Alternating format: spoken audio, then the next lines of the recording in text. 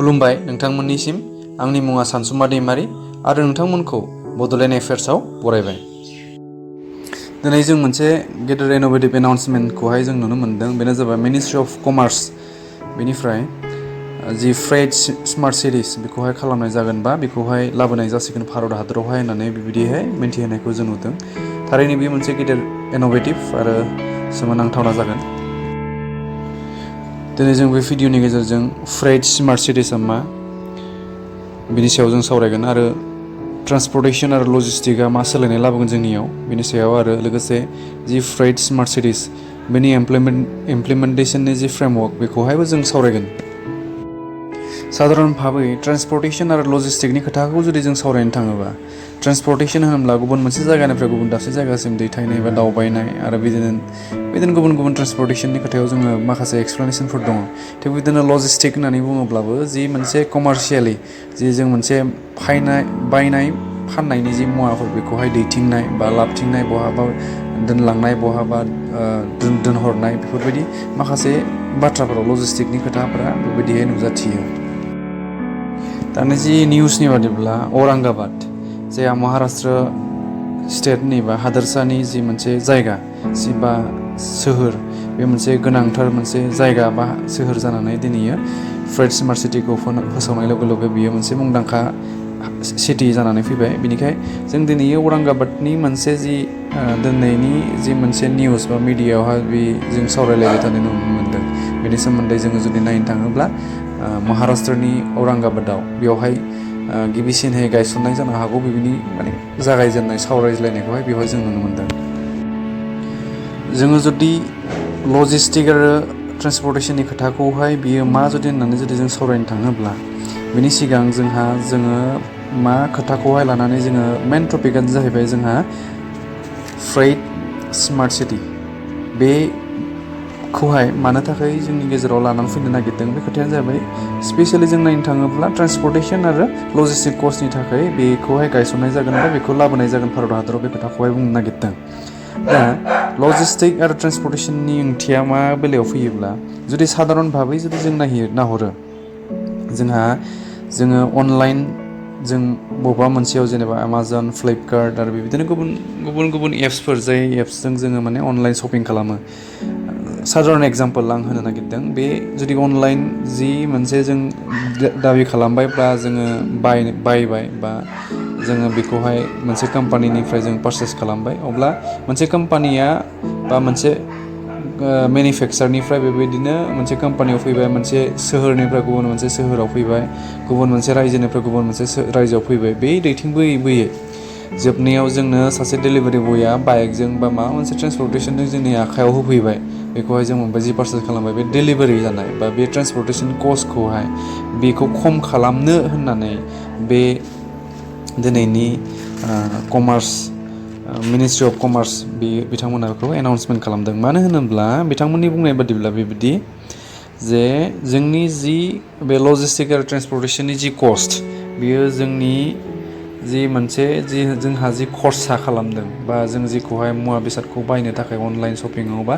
जोङो जेनेरेलि जों जानाय लोंनायफोर बा जिखौहाय जों पारचेस खालामदों बेखौ जुदि बायनायनि जि डेलिभारि चार्ज बा जि ट्रान्सपर्टेसननि चार्ज जि लजिस्टिकनि चार्ज बियो 50% खमायगोन होननानै बिथांमोना बेखौहाय बिदिहाय एस्टिमेट मोनसे बानायनानै जोंनो एनाउन्समेन्ट खालामनायखौहाय जों दिनै मिडियायाव नुदों। अब्लाथ' जोंहा थारैनो बे बहुत मोजां जागोन जुदि जोंनि जि बायनायनि हारनि जि ट्रान्सपर्टेसननि जि कस्ट जि लजिस्टिकनि जि कस्ट बे जुदि 50% जुदि खमायोब्ला 50% जुदि खमायोब्ला जोंहा गोबां बेबायदिनो जोंनि बायनाय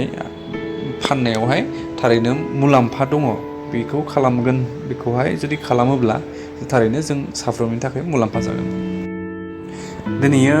बे कमार्शियेल मिनिस्ट्रिनि जि बेक्तिफोर बिथांमोना मिडियायाव फोसावनाय बादिब्ला इन्डास्ट्रियेलनि जि डिमान्ड बियो भारत हादराव 200 बिलियननिख्रुइबो बांसिन बेबायदि जानो हागौ बेबायदि मोनसे एस्टिमेट बानायनानै जोंनो बिदि पाब्लिस खालामदों बा जोंनो फोरमायदों। दा खोथाया बिसोर 200 बिलियन जुदि जोंनि इन्डास्ट्रियेलनि जि डिमान्डा जुदि जायोब्ला अब्ला ट्रान्सपर्टेसनखौ जुदि जों दिनै थाबैनो जुदि फोसाबना लायोबा बिनि कस्टआ बहुत बारा जालांगोन बे खोथाखौहाय बिथांमोना बेखौ सिन्था खालामनानै बे बेबस्थाखौहाय लानाय जोङो नुनो मोन्दों। दा खोथाया जाहैबाय बे जुदि 200 बिलियननि जि इन्डास्ट्रियेलनि जि डिमान्ड बेखौ फुलफिल खालामनोबा गोबां बेबायदिनो लजिस्टिक आरो ट्रेन्सपर्टेशननि खाबुफोर बा बेबायदिनो जोंनो लांलाय लाबोलाय फाननाय बायनायनि थाखाय मोनसे मोजां खाबु नांगोन बा मोनसे मोजां प्लेटफर्म नांगोन लजिस्टिक आरो ट्रेन्सपर्टेशननि सायाव बेनिखायनो बे खोथाखौ नायबिजिरनानै थाबैनो बिथांमोना बे थांखिखौहाय लादों। इन जेनेरेलि जों जुदि स्पेसियेलि जों जुदि गामियारिनिफ्राय जोंहा गुवाहाटि मोनसे सोहोर दङ मोनसे गिदिर सहर बेयाव जुदि जों थाङोब्ला जुदि जों सोहोराव थांनानै जुदि नुयोब्ला मोनसे गिदिर गारिया जि ट्रान्सपर्टेशननि जे गिदिर मोनसे ट्राकआ जुदि जोंखौहाय जुदि बारस'नानै जुदि बे टाउन सोहोराव जुदि गिदिंहैयोब्ला थाहैयोब्ला जोंनि थाखाय बेसेबां खस्थ' जागोन बेखौ थांनाय बेरायनाय मानायावहाय अब्ला बेफोर माखासे गिदिर इस्युफोर बेबायदि ट्रान्सपर्टेशननि जि इस्युफोर बेखौहाय फोजोबस्रांनो थाखाय आरो जि ट्रेन्सपर्टेशननि जेंना जेंसिफोर जि पार्किंनि जेंना जेंसिफोर एसेबां गिदिर गारिखौ जुदि बहाबा पार्क खालामनो थाखाय बहुद उसुबिदा जायो दा बेफोरखौहाय नायबिजिरनानै दिनैयो जि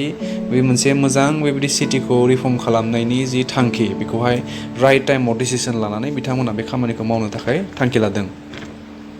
नाथाय दिनैनि बे खोथायाव गिदिर गारिखौल' लानानै बिदिहाय खालामदों बेबायदि नङा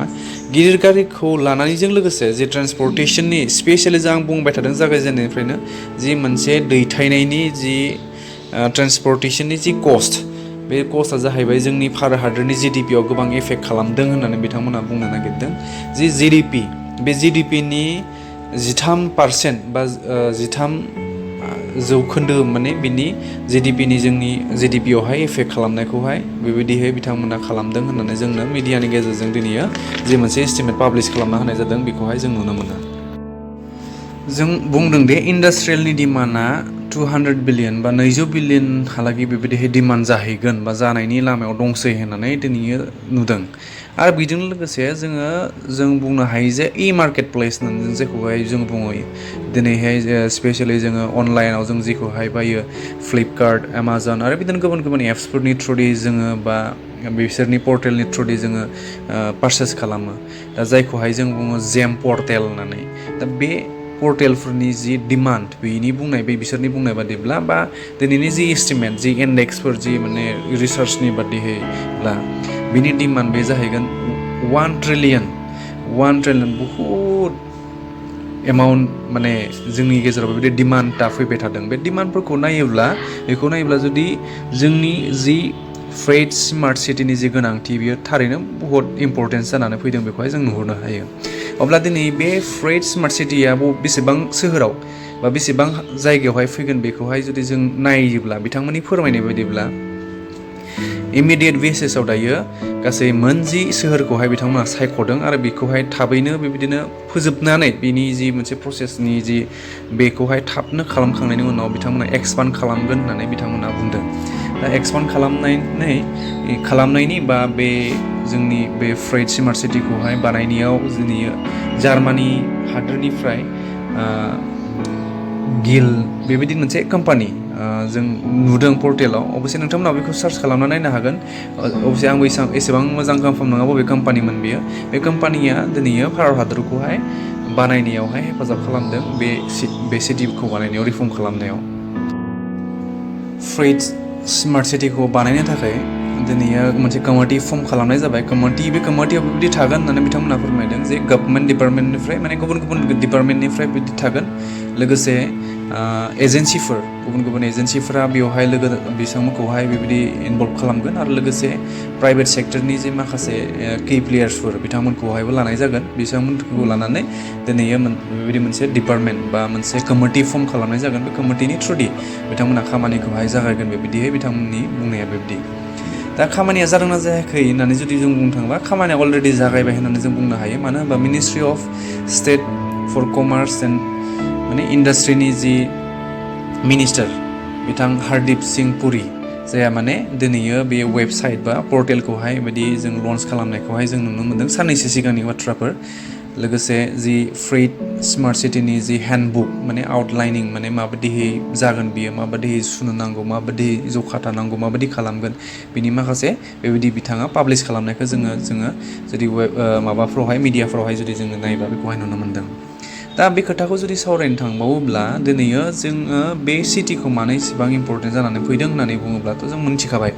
दा बेबायदिनो सिटि गुबुन हादोरफोराव बा गुबुनाव दङ नामा बेखौ जुदि सावरायनो थाङोबा औ दङ गुबुन हादोरफोराव दङ दिनैयो जोंनि बे फ्रेड स्मार्ट सिटिनि खोथाखौ जुदि सावरायनो थाङोब्ला दिनै चाइनाहा दङ आरो बिथांमोननिखौनो साबसिन होननानै दिनै बुहुमाव दिनै गनायथि होनाय दङ होननानै जोङो मिन्थिनो मोनो आरो बिथांमोननियानो साबसिन अब्ला जोंबो फोथायदों दिनै जोंनियावबो बेबायदिहै मोनफैगोन होननानै भिडिअखौ मोजां मोनदोंब्ला अन्नानै लाइक शेयार साबस्क्राइब खालामगोन दिनैनि भिडिअआ एसेनोसै